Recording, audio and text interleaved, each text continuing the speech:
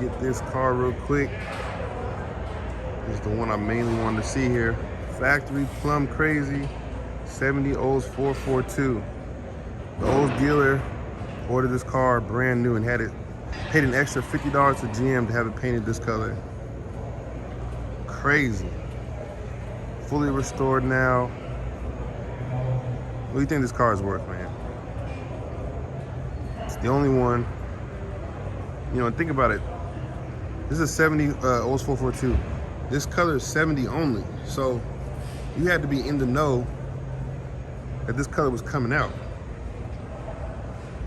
And then know that GM didn't have anything like it. And be like, yeah, man, I'll take that. But yeah, $50. Even now, $50 isn't that much. And they're probably like a couple $100 to have this car spray paint, or not spray painted, have it painted in a totally different color than what you offer. Like, this is just crazy. You know, and it's a W30 car, so you didn't just order any old Cutlass. And it's a convertible, so on top of that. You know, just the logistics of having to spray paint, or not, why do I keep saying spray paint? The logistics of having to paint a car a color you don't offer, a color of your rival.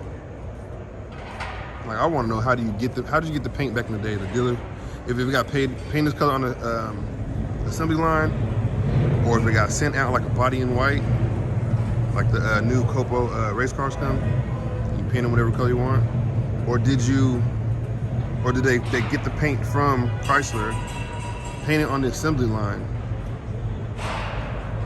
You know, like, how'd they get the ratio and like all that kind of stuff. That's kind of stuff I wonder about. Unfortunately, the owner's not around, so I can't ask him, but this thing is gorgeous, man. Power windows, power top. Let's see. Automatic on the floor.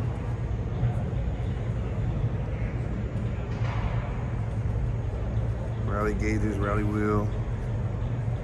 Also has a W27 rear end option. The aluminum center section. Probably can't see it right here. Oh yeah, you can barely see it. Yeah, this is an amazing, amazing car here.